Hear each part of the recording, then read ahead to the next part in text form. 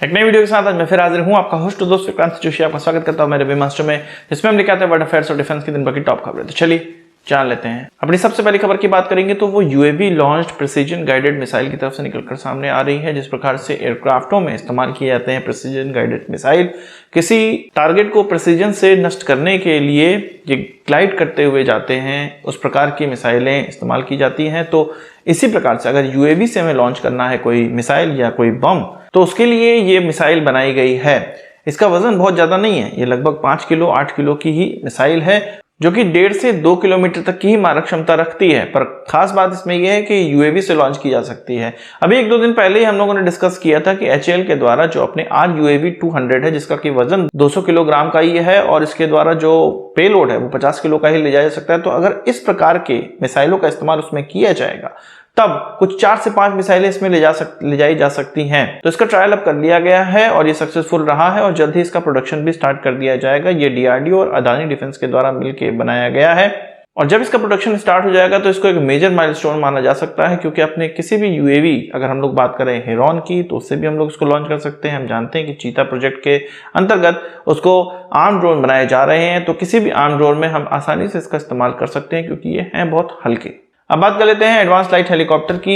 एक और ये हेलीकॉप्टर दुर्घटनाग्रस्त हुआ है। हम इसको प्रिसाइजली दुर्घटनाग्रस्त नहीं कह सकते हैं, इसको फिर से डिच किया गया है या उतारा गया है ऐसे स्थान पे जहां पे ये उतरने लायक नहीं था। इस बार आर्मी के द्वारा ये चीजें की गई हैं। एक नदी में इसको उतारा गया है, किश्तवाड़ डिस्ट्रिक्ट में ये घटना हुई है। जब इस हेलीकॉप्टर में पावर फेलियर लग रहा था तो इसको वहीं नदी में ही उतारना पड़ा या डिच करना पड़ा। इसमें हमारे दोनों पायलट घायल हैं और इसमें सवार एक टेक्नीशियन भी घायल है। तीनों को हॉस्पिटल भेज दिया गया है।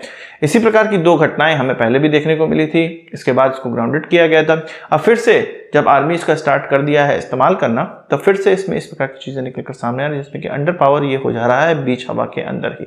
जिस समय इसको ग्राउंडेड किया गया था और पूरी चेकिंग की गई थी, उस समय माना जा रहा था कि मेंटेनेंस इसका सही से नहीं हो रहा है, मेंटेनेंस क्रू को कुछ शिक्षा दी गई थी। फिर भी यही प्रॉब्लम निकलकर सामने आ रही है। कुछ तो गड़बड़ है जो कि इतने समय के अच्छे परफॉर्मेंस के बाद अचानक से इन हेलीकॉप्टर्स में प्रॉब्लम आने लगी है। बात करते हैं SCO मीटिंग की, जो कि गोवा में चल रही है। 2 दिवसीय मीटिंग है जिसमें कि पाकिस्तानी फॉरेन मिनिस्टर भी भाग ले रहे हैं और SCO के सारे देश भी भाग ले रहे हैं। इसमें बहुत सी चीजों पे बात होगी, पर एक बहुत बेसिक चीज जो कि इसके ऑफिशियल लैंग्वेज की है, असल में आपको पता नहीं होगा शायद, इसमें रशियन और मंडारिन भाषा में ही केवल ऑफिशियली काम किया जाता है।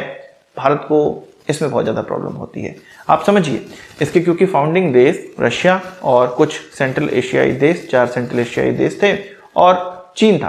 तो यहाँ पर रशिया और मंडारिन को ही ऑफिशियल लैंग्वेज बना दी गई, क्योंकि जो सेंट्रल एशियाई देश थे वो सोवियत संघ से अलग हुए थे, तो वहाँ रशियन भाषा समझ में आती थी, लोग बोलते भी थे, लिखते भी थे, तो इस्तेमाल करने में उनको कोई दिक्कत नहीं थी।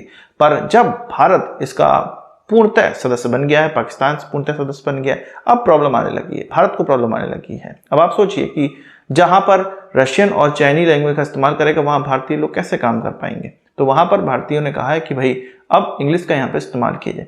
यहाँ पर एक और बेवकूफ़ी है, जब हम जान रहे हैं कि किसी तीसरे लैंग्वेज को लाना, इंट्रोड्यूस करना बहुत ज़्यादा नेसेसरी हो गया है अभी के सिनारियो में, तो हमें हिंदी या कोई भारतीय लैंग्वेज लाना चाहिए था। पर क्योंकि हमारा ऑफिशियल लैंग्वेज भी अब हम लोग मैक्सिमम इंग्लिश में काम करने लगे हैं, तो इंग्लिश को ही इंट्रोड्यूस किया जा रहा है। अब ये इंट्रोडक्शन किसी भी भाषा का हो सकता था, पर इंग्लिश में ही भारत को सही लग रहा है, जिसके लिए कुछ और देश भी सहमत हैं। इस लैंग्वेज को लेकर आपका क्या कहना है, कमेंट बॉक्स में जरूर बताइएगा। बात करते हैं इंडियन एयरफोर्स की। इंडियन एयरफोर्स के द्वारा HAL के अधिकारियों के साथ मीटिंग की गई और उसमें HAL के अधिकारियों को यह कहा गया है कि जो कॉन्ट्रेक्चुअल रिक्वायरमेंट है कि 1 साल में 16 तेजस बनाए जाएंगे, तो उस पर वो कायम रहें, HAL उस पर कायम रहे और कॉन्ट्रेक्चुअल ऑब्लिगेशन अपनी पूरी करें। क्योंकि अभी बीच में कुछ खबरें निकलकर सामने आई थी जिसमें कि ये कहा जा रहा था कि अभी तक ट्रेनर एयरक्राफ्ट ही कंप्लीट नहीं किए गए हैं, तो तेजस MK1A को कैसे डिलीवर किया जाएगा, जो कि फरवरी 2024 से स्टार्ट करना है।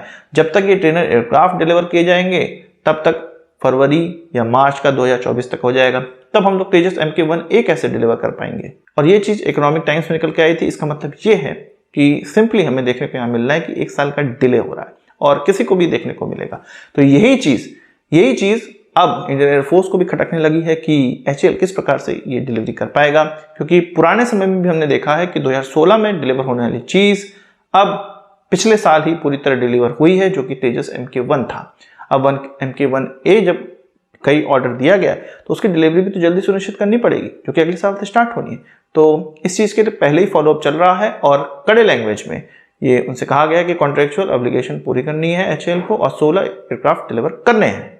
मेरा तो यहाँ पर ये मानना है कि भारत जैसा बड़ा देश जिसकी एयरफोर्स इतनी बड़ी है, कई एयरक्राफ्टों की हमें आवश्यकता पड़ती है, और जिस प्रकार से भारत के अंदर शॉर्टेज है एयरक्राफ्टों की, एक कंपनी के द्वारा ये रिक्वायरमेंट कैटर नहीं की जा सकती। कई कंपनियां डेवलप करनी पड़ेगी भारत को। इसमें टाटा डेवलप तो हो रही है, अन्य कंपनीज भी डेवलप करनी पड़ेगी, और अगर इसके लिए किसी प्राइवेट पार्टनर को थोड़ा फेवर करना भी पड़े तो उसमें किसी के पेट में दर्द होनी नहीं चाहिए। हमारा जो एयरफोर्स है उसको स्ट्रांग हमें बनाना है, ना कि किसी कंपनी के पीछे में लगे रहना है कि नहीं HAL को ही हमें सब कुछ देना है। हमें कई कंपनियां डेवलप करनी पड़ेंगी, ये सभी को समझ लेना चाहिए। नहीं तो एक कंपनी अगर किसी चीज में फेल होगी, किसी प्रोडक्ट में फेल होगी, तो पूरी पूरी एयरफोर्स कॉम्प्रोमाइज होगी।